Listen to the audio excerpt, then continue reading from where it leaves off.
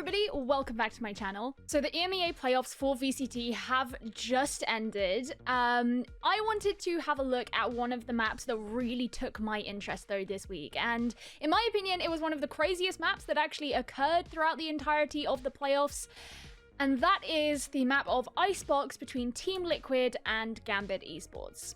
Now, one of the really big themes that I have found exceptionally interesting going through the entirety of Stage 3 of the VCT this stage is the progression of Team Liquid. If you think back to where they were at Reykjavik and the kind of expectations that people had of them there, and how they've kind of slipped and changed in that time has been a really big point of interest for me. And I think this map especially really kind of exemplifies some of that. Straight off the bat, it was a very interesting map to see even come up in this series, purely from the point of perspective that Team Liquid, historically, at least recently, have hated Icebox. They have banned it a ton of times.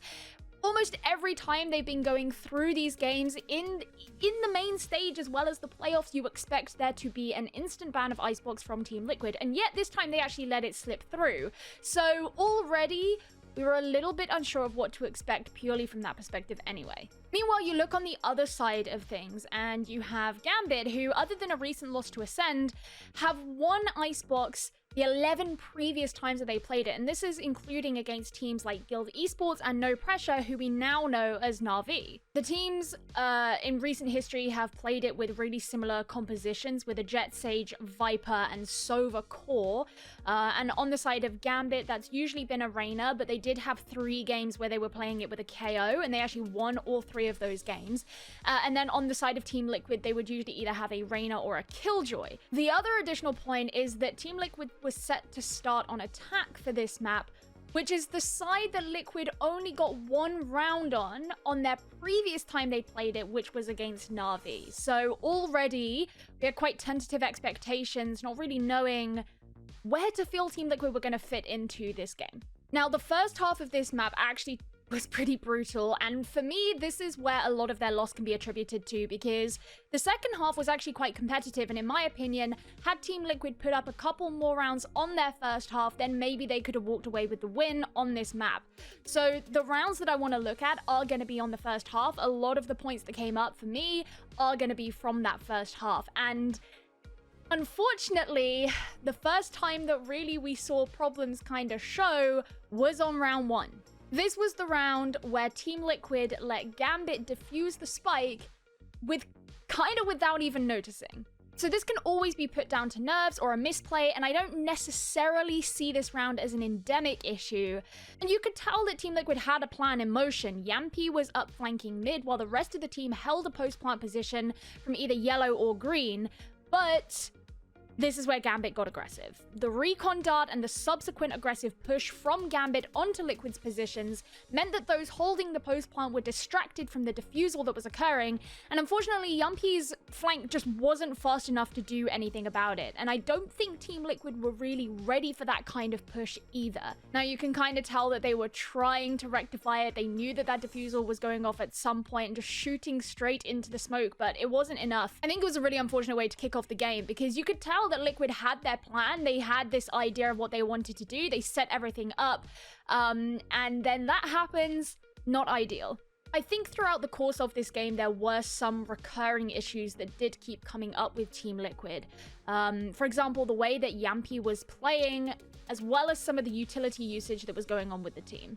For Yampi, I think it was clear to pretty much everyone watching this game he really wasn't having his best day, but I do think it goes a bit further than just he wasn't hitting his shots. I think round 6 really well encompasses the issues that he was having, because not only did he get a bit over-aggressive and overzealous at the start, or in situations that he could have had some more discipline, such as challenging Chronicle on this eco round, but also doing it in positions that weren't easily tradable, meaning no value really could be found from his team with his deaths.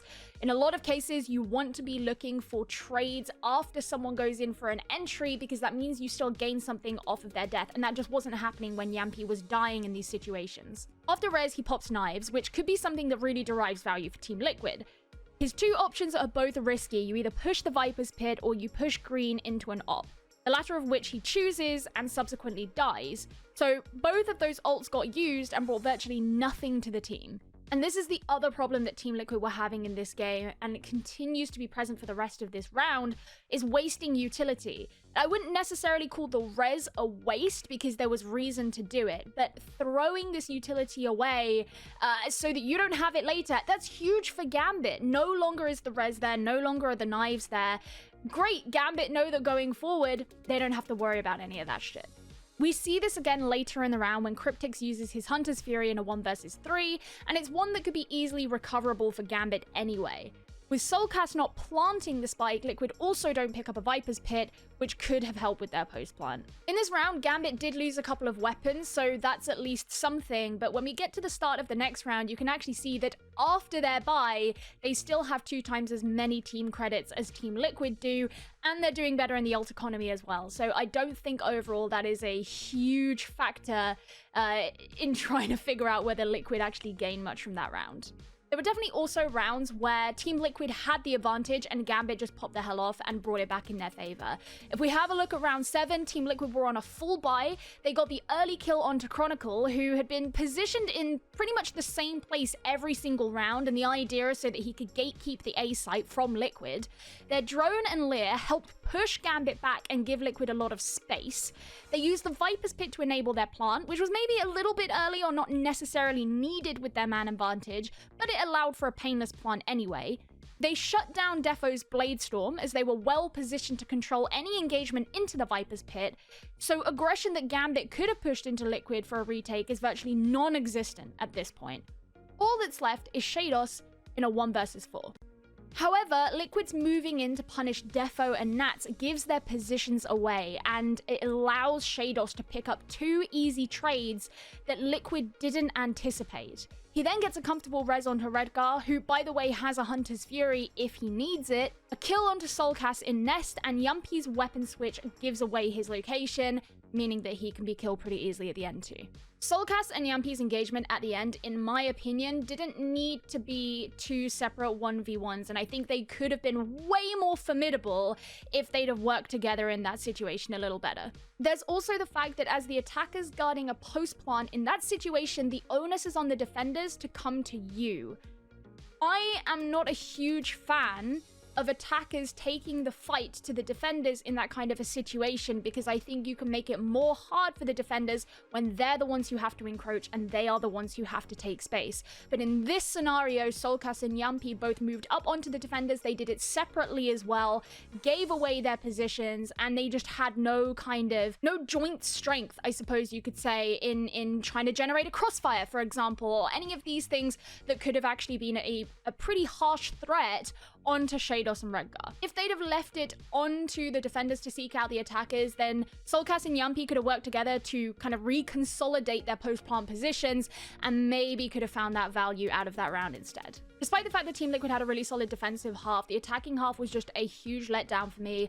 I was really happy to see the way the screen was playing Reyna. I thought he was pretty good at it, and I'm, obviously very happy to see him not playing KO anymore. Link and Soulcast generally impressed me anyway. I'm usually quite happy with the way they play, but I am definitely interested to see what Liquid's next steps going forward from here are. Since Reykjavik, it's felt like they're on something of a slippery slope, trying to catch up to teams who have basically overtaken them in that time, and they seem to be struggling to do so.